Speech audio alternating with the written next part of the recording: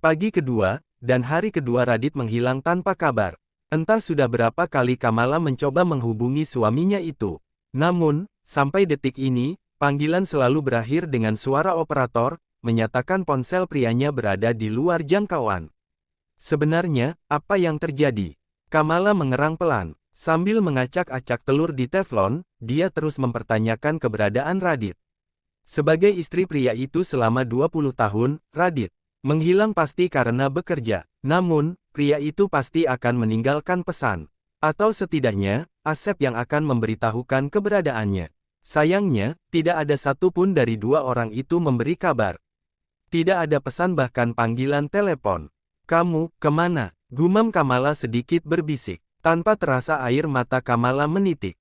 Buru-buru dia menghapusnya. Sekalipun sedang dikecewakan Radit, tapi ini bukan pertama kalinya. Jadi, seharusnya di atas rapuh itu apalagi sebentar lagi anak-anak muncul untuk sarapan. "Mami," pekikan Serena seketika menyentak Kamala. Refleks, dia menoleh. Putrinya itu berderap kencang ke arahnya, lalu buru-buru mematikan kompor. "Bau gosong, Mi," lanjut Serena. Dengan sengaja, dia menarik spatula yang sejak tadi Kamala pegang. Kamala seolah ditampar oleh kenyataan. Agak terhata, dia membalas, "Dek, maaf, Mami." "Mami, nggak apa-apa." Serena memasang senyum. Kemudian, dia berteriak, "Kak!" Tak lama Sagara muncul dengan agak berlari.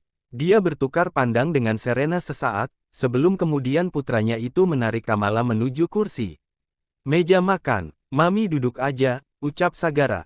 Dia memasang senyum maklum. "Biar aku yang handle sarapan.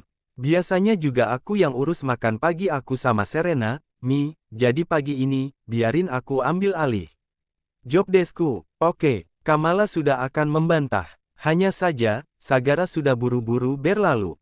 Dia mendekati Serena, lalu berbisik. Ketika Serena kembali bersama Kamala, Sagara sibuk membuang telur sekaligus teflon yang sudah gosong karena ulang Kamala. Dia mengambil teflon lain di salah satu kabinet, lalu mulai memasak dengan cepat. "Mami," suara Serena seolah menarik kembali Kamala. Putrinya itu memaksa senyum seraya mengusap punggung tangannya dengan lembut. "Mami baik-baik aja, kan?" tanya Serena penuh perhatian. Kamala mengangguk. Tidak ada seorang ibu yang akan terang-terangan mengatakan dirinya hancur di depan anaknya, bukan?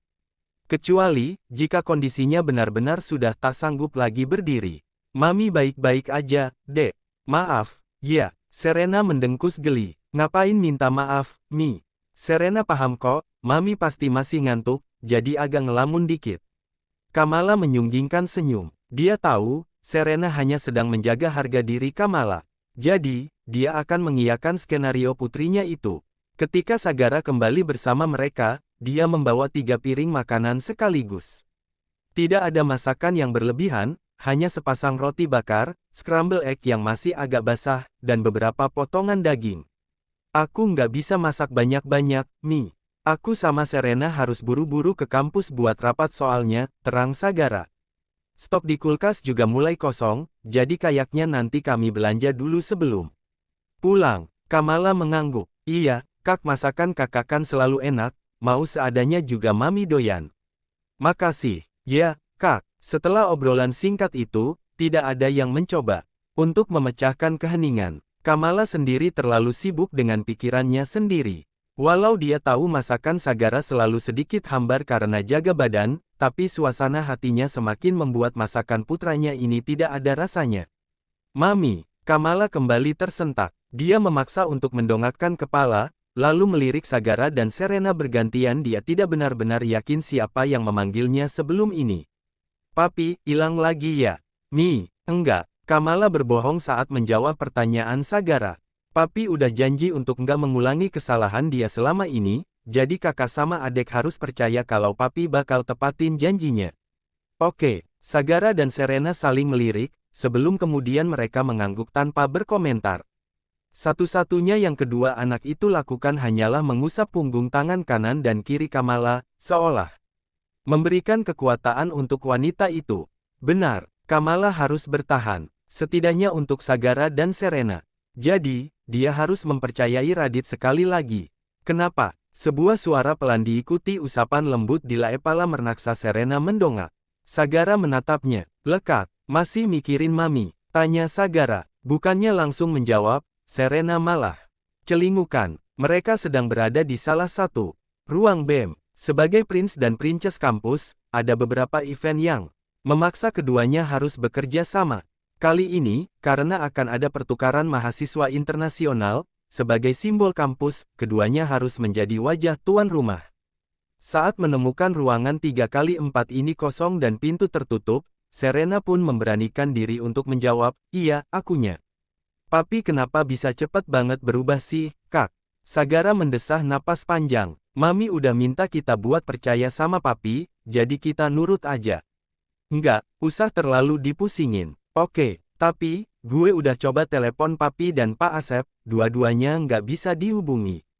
Suara Serena agak bergetar. Tanpa sadar dia memeluk lengan Sagara erat. Takut, nggak perlu takut. Sagara menepuk punggung tangan. Serena, ada. Kata-kata Sagara terhenti di udara saat mendengar. Pintu dibuka. Refleks, Serena melepaskan pelukannya. Kemudian, dia menggeser sedikit badannya, menjauhi Sagara. Hubungan Serena dan Sagara adalah sebuah rahasia, ini permintaan Serena sendiri. Ini semua karena saat SD, Serena dirundung hanya karena dia tampak. Berbeda dengan Sagara, Serena SD memiliki badan kecil dan kurus. Kulitnya juga agak gelap karena hobi bermain di luar. Berbeda dengan Sagara, kakaknya itu lebih lemah badannya, jadi lebih sering di rumah. Kulitnya pun putih cerah dan tubuhnya lebih berisi. Karena dirundung dan dibanding-bandingkan, Serena jadi ogah ketahuan sebagai adiknya Sagara. Dia yang meminta kakaknya itu merahasiakan identitas mereka, terlebih setelah Serena yang minta pindah sekolah saat SD. Jadi ya, tak ada yang ingat kalau Serena memiliki saudara kembar bernama Sagara, kecuali keluarga inti mereka. Sagara, sebuah panggilan centil memaksa Serena menoleh. Keningnya berkerut menemukan Bella, runner-up Princess kampus muncul. Ya, dia memang anggota rapat. Namun, kehadirannya dengan paperback dari coffee shop terkenal terasa aneh, apalagi fokusnya hanya pada Sagara. Berisik banget, gumam Serena sambil membuang muka. Lo ngatain gue berisik? Bella memelototi Serena. Kemudian, dia cemberut. Sagara, bela aku dong, dia ngatain aku berisik. Serena menatap Sagara sambil bersedekap. Emang lo nggak berisik, Sagara? Sagara tiba-tiba mengangkat tangan. Gue nggak mau ikut-ikutan. Dari tadi rapat ditunda karena lo nggak datang-datang, Bel. Sekarang lo udah datang, jadi kita rapat aja. Sekalian suruh yang di luar masuk. Ya, Sagara selain pemenang pertama Prince Kampus, Cia juga ketua dalam grup ini. Pembawaannya yang tenang membuat para dosen pembina tenang, jika komunitas Prince dan Princess Kampus berada di kendali pria itu. Sagara, tunggu dulu. Bella menahan semua orang untuk memulai rapat. Gue udah antri lama-lama dari pagi buat bawain kalian semua kopi kesukaan gue. Icip, ya, icip. Kening Serena berkerut saat menemukan Bella. Mulai menaruh gelas kertas kopi di meja kepada semua orang, satu persatu.